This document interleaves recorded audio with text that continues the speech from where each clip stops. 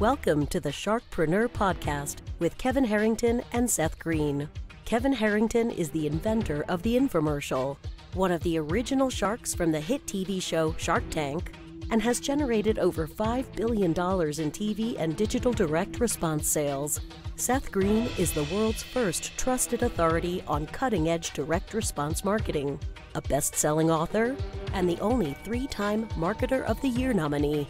On the podcast, Kevin and Seth interview sharkpreneurs who share straight talk on what it takes to explode your business.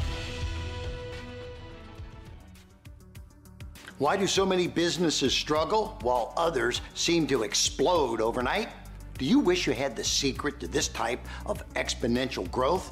Now, I've scaled more than 20 businesses to over $100 million, and it's not just luck. In my new book with Mark Tim, Mentor to Millions, you'll learn the repeatable framework I use in all my business ventures for massive success. Order at kevinmentor.com and get over $1,000 in bonuses. Head to kevinmentor.com. Welcome to the podcast. This is your host, Seth Greene. 80% of business owners want to stop working in their business in the next 5 to 10 years, but most have not planned for that transition. My special guest, Laurie Barkman, is a business transition Sherpa. With her firm, SmallDotBig, she advises owners on having more valuable, sellable businesses. And as a partner with Stony Hill Advisors, a M&A firm, she guides them through the complex process of letting it go. Laurie, thanks so much for joining us. Seth, thanks so much for having me. Great to be here. All right. So let's go back in time a little bit. How did you get started? I have a career in business, really growing top line of companies in marketing and strategy roles. And about 6 years ago, the company I was with got acquired by a very large transportation and logistics company that you would all know. And going through that M&A process for a closely held, family-led company, third generation business, was really interesting to see from the inside. And that's kind of what got me on this path of thinking about how do closely held companies go through a transition like that. This particular company was over 100 years old.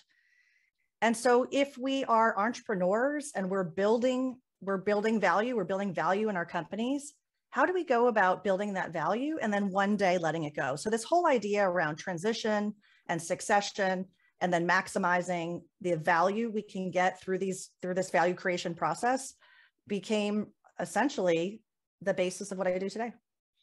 All right. I'm sure the longer version's in a book somewhere, or it should be.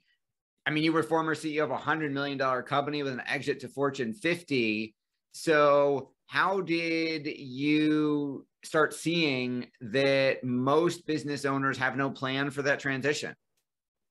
I was working with a law firm, and in doing so, got connected in with the community of professionals who support business owners, accountants, again, the lawyers, the wealth managers. And I learned about the Exit Planning Institute. I got a certificate from EPI. EPI does some great studies. They have some awesome data.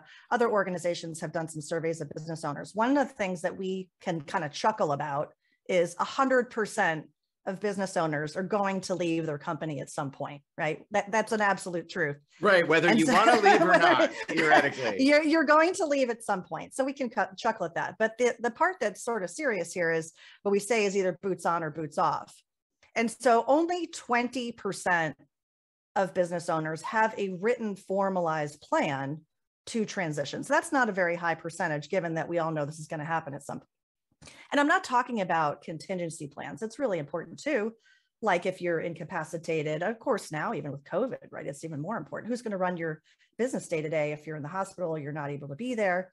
So the contingency side is important. But this is really the longer term side of what's your vision for retirement? Or do you want to start another company? Do you want to be a serial entrepreneur? And so how do you take the time to really create value? And again, as you said in my intro, this process of letting it go. And so what I think about a lot with owners is, where are they today?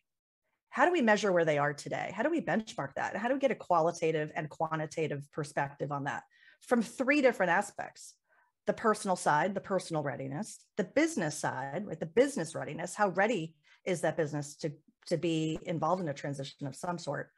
And then the financial readiness. And those 3 aspects, those 3 legs of the stool is how I started to really understand and put together this practice with working with business owners to help them not only create value, but then benefit in that transition and process of letting it go. Now, other than the obvious of not having a plan at all, what are some of the biggest mistakes business owners make when it comes to that transition? A lot of business owners don't have a strategy. They don't have a strategy to really build value, and they don't know. Well, there's a couple things. One is the strategy to build value. They're doing what they're doing. They're going on the same path. If code has taught us nothing, it's showing us that you can't keep doing what you're doing and getting what you've always got. The market dynamics are too fast and furious. And that's part of it. So building value in the business has to do with creating products and services that ultimately you have a competitive advantage over, and that you have something compelling that someone else is going to want to acquire, whether it's a B2B business or B2C. The other side of this is building a business that can thrive without you. A lot of business owners make a mistake of thinking they are the competitive advantage. There's one woman I spoke with, she has a marketing agency. And when we went through a business assessment and she understood some of the value drivers of internally, what do we control? Excuse me. What do we control? She then understood, oh my gosh, she said, I'm standing in the way of my business being worth more. And I said, yeah, you're right. You are. Because she thought she was the main thing. She was it. And she's a creative and she connects with clients and she's the rainmaker. Those are three aspects of a challenge or a risk should your business be viewed not transferable. If the next buyer is going to take over your company and they can't run it without you, is that really a transferable business? What does that mean for risk? What does that mean for value? And it's inherently, it's viewed as more risky and less valuable. Absolutely. So how do we make that step? How do we make it so, again, most of us probably had a job before we had a business. We may have had the entrepreneurial seizure where we said, don't like my boss, or I can do that better. And we knew how to do the thing. And we went and started a business, not knowing how to run a business, just knowing how to be the technician. So then how do we kind of graduate to the next level where someone who bought our business doesn't say, I'm going to buy this, it's going to fall apart in 3 months because I'm not you? How do we kind of clone ourselves? How do we get it to the point where the business doesn't need us to run? And then that opens us up, obviously, in the exit strategy to a whole new network of professional investors, as opposed to somebody else who wants to buy our job. Yeah, absolutely, Seth. There's a number of factors there in what you just asked about. If we break it down, there's essentially 8 core drivers of value, things that we can control. One of them is the size of the business. So a smaller business that's, let's say, under 5 million in revenue is inherently a more risky business for this very reason that you're asking. Typically, and even let's say the main street businesses, the lifestyle businesses under $1 million in revenue, it's typically all about the founder, the entrepreneur, the CEO, the owner, that person, because they're so involved, they're customer facing, they are bringing in the business and they're modifying their products or services to make those clients happy. And it feels like a nice virtuous circle, but it's actually not. It's to their detriment because they don't have perhaps the people around them. I call that person the 2IC, the second in command. Do they have someone else that could be boots on the ground should they be out of the business for 90 days? Do they have a team around them? So there's certainly the human capital side. There's also what we call the structural capital, which are the processes, the tools, the systems, your marketing stack, your tech stack, all those things that go into how you do what you do to deliver value. So the combination of your people, the tools and processes, the systems, do you have your processes documented? Are they well communicated in your training? I did a strategic planning session with a very small client this past week. They're about 5 people on the leadership team. They're about a 20-person agency. And this was exactly the conversation. They do a pretty good job. They have a lot of things buttoned up, but there's so much more they want to do. They can't scale until they have their consistent processes documented. And they have the vision to triple their business in over a 3 to 5 year period. So it's a very exciting thing for companies to get that flywheel going where the owner realizes it's not all about them. And so I think that's a big part of it. Absolutely. How do you, because it's not just about the physical actions of how do we teach somebody else or how do we get somebody else to do what we're doing? How do we identify what we're doing? There's a bigger mindset shift there, right? In terms of how do I get it out of my head, out onto paper, pixels, and plastic, and all of that. How do you help with the mindset? The mindset is so important, Seth. I'm glad you brought that up. It's a really important step. If an owner is not there, this won't go far at all. They have to be understanding what their business can be for them. Maybe they're not going to the baseball games they would like to go to for their kids. Maybe they're working 70-hour work weeks and their health is taking a toll. They're not, when's the last time they took a vacation? So that goes back to the personal readiness that I was mentioning. And I have a personal readiness questionnaire that we can give online. I'm certified through the Value Builder system, and we have some wonderful tools, one of which is this, we call it the pre-score, which is the personal readiness to exit. Now, I don't say that you have to take this readiness assessment because you're ready now. I think this is really important to take the assessment, even if, especially if you're just starting to think about it. Why? Why is this important? Because ultimately, if you are happier in running your company, you're going to have a better lifestyle. Your people around you are going to be happier, your family for sure. Financially, you're going to be creating a more economically beneficial enterprise. So isn't that a good thing? So again, I just want to couch it that, hey, I'm not saying get to sell your business next year. If you do, great, let's talk about that. But if you want to eventually, through this assessment, we're going to ask you a bunch of questions. What do you envision? Do you want to have the role where you can be chairman, take a step back, put your feet up on the desk? Again, do you want to start another company? What is it that your vision, your goal is? And let's work our way backwards. And by the way, too, you can have multiple ideas. The more options you can create for yourself, the better off you're going to be. Why? Having choices is a good thing. Each choice, each door you open might have different benefits to you. It might be, hey, I want to sell to the highest bidder. Great. Or it might be, I want to transition to my family. How do I make that happen? It might be, I'm considering selling my business to an ESOP so that my employees can benefit from the financial gains and the growth of this company, and that my family get a second bite of the apple in the future. So I'm a big proponent of owners and entrepreneurs having options so that they can make informed choices in the future. And so it all ties back to what are their goals. And that's where typically we start. And then once you've done that and they've got the right mindset, they're building the systems, they're building the procedures, they're getting it set up so that they can work more on their business as opposed to in their business. How then do you help them get ready for sale, and how do you help them find and talk about, like, there's different types of buyers, right? There's someone who wants, hey, I'm a chiropractor. I just got out of chiropractic school. You're a chiropractor. I want to buy your clinic and give myself a job. And then there's like a strategic partner or a professional investor. Talk a little bit about the different types of buyers and how they differentiate. Yeah, absolutely. This is a great conversation. It's going to lead into what I call value relativity. So in the realm of the possible, who are the types of buyers out there? There are three core categories: strategic, financial, and related. Strategic buyers are, they could vary. It could be competitors, people in your market space. They might be in the value chain, either upstream or downstream. They could be consolidators. So typically these might be privately held companies. They might be publicly traded companies, but they are distinguished by the financial buyer. The financial buyer is an institutional fund put together like a private equity group. It could be venture capital, and it could be this money coming together. And these types of firms are looking for platform deals. They might be looking for a signature anchor platform and then do acquisitions and tuck-ins. And if so, that tends to look more like a hybrid between strategic and financial. And the other distinction between strategic and financial, Seth, is that typically the multiples paid by each of those groups will vary. And so the third group, which is related parties, can be family. It can be management, people who are more insiders with the business. That related can mean literally related, or people who know something about it. An ESOP which is a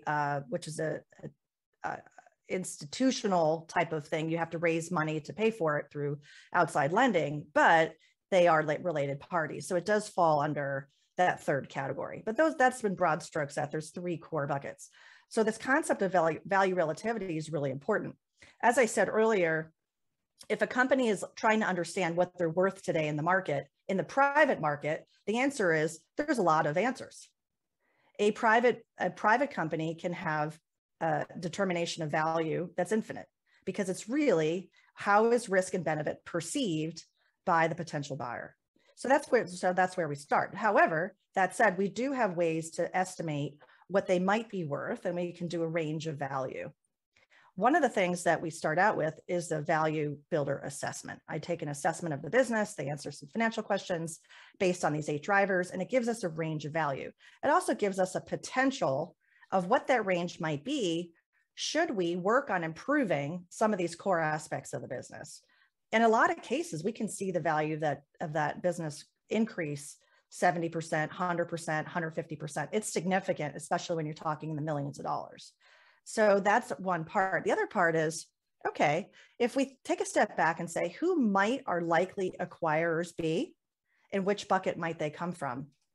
How can we assess that landscape from a data standpoint to understand what deals have been done in our sector, in our industry, companies around our size, revenue or EBITDA, and what can we learn from that? And so I offer the clients an opportunity to learn more granularly about that. So I call it a market value study. So it's analytical. And then also I'll reach out to potential acquirers in an anonymous fashion to understand which of these value drivers are most important to them. I have a podcast called Succession Stories.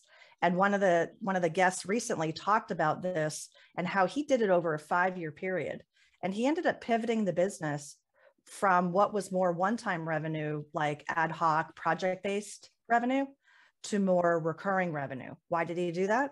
Because again, over this 5-year period or so, he was having these conversations directly, and he was understanding from them what they would determine, how they determine value. And so it's a wonderful way for me to kick off a relationship with a potential client who's thinking about selling, because then we can work backwards, especially if we have the luxury of time. And I'm talking 2-3 years or more. So again, this value market study, this way to look at what potential buyers might value, and then work that back into our business from a strategic planning standpoint. You've achieved so much success and helped so many businesses. What's your biggest challenge now? Like many entrepreneurs, I think it's focus. I tend to get really interested in lots of things, and I have to do my own dog fooding to make sure that I'm spending my time most productively. And so I've spent some time building my own tech stack and my own processes, just as we talked earlier, and establishing a virtual team. That's also an important aspect. If you don't want to have full-time employees, that doesn't mean you can't get help. So I need my own way to scale and partner, and partnering is being a big part of that. I have amazing collaborators and partners that I call part of the business, even though they're not literally on my team. So that's, I think, part one of this. The other side is in terms of working with clients to help them achieve the value creation goals that we talked about. I also want to see them capitalize on that. So a big part of that, Seth, has been, how do I really stitch in with others' processes to scale? And that's why I became a partner with Stony Hill Advisors, because it gave me the back office for doing M&A transactions. And since then too, I wouldn't say it's a mistake, but it's a learning on my part that, you know what, because I've been through some M&A transactions doesn't mean I have the nuts and bolts, and I have my MBA and all of that.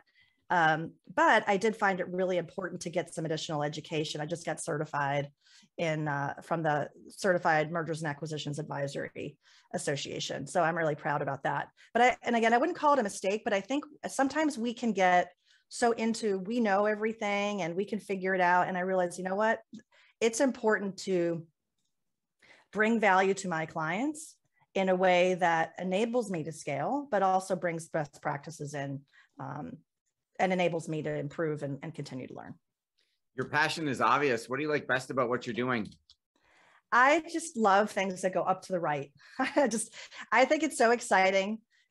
That's even the name of the firm, right? SmallDotBig. It's things that essentially go up to the right, and also working with people and helping them see things they haven't seen before.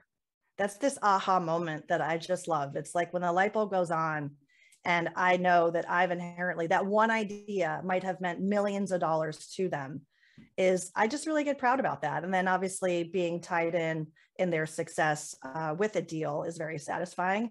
I guess I'm a little bit of a deal junkie and there's a fun aspect to that too. Awesome. Well, for our folks who are watching or listening, we know your time's incredibly valuable. We greatly appreciate you sharing some of it with us. Where is the best place for us to go to learn more about you? LinkedIn is a great place. You can connect with me there, Laurie Barkman on LinkedIn. And also my website, which is SmallDotBig.com. Lots of great resources here for you, including the Succession Stories podcast. They can listen to the show wherever they listen to podcasts as well. If they want to learn about me and learn from my guests, it's a wonderful resource. And yeah, you can also email me directly if they'd like, lbarkman@smalldotbig.com. Awesome. Well, this has been Seth Greene with Laurie Barkman of SmallDotBig.com. Laurie, thanks again for joining us. Thanks, Seth. Appreciate it. Thanks, everybody, for watching or listening. We'll talk to you or see you next time. Do you need money to fund your idea, product, or service? Are you ready to take your business to the next level, but need capital to get it done? Kevin Harrington has heard more than 50,000 pitches and knows how to help you make the perfect pitch to get the funding for your entrepreneurial dream. He's distilled the process down in his perfect pitch cheat sheet, and it's yours for free. Just text PITCH to him right now at 727-888-2100. Text PITCH to 727-888-2100 right now and claim your free perfect pitch cheat sheet. Text PITCH to 727-888-2100 to start funding your dream today. This show has been produced by Market Domination, LLC. To discover how you can have your own show completely done for you and turn it into a real published book and become the authority in your marketplace, go to www.marketdominationllc.com/podcast offer.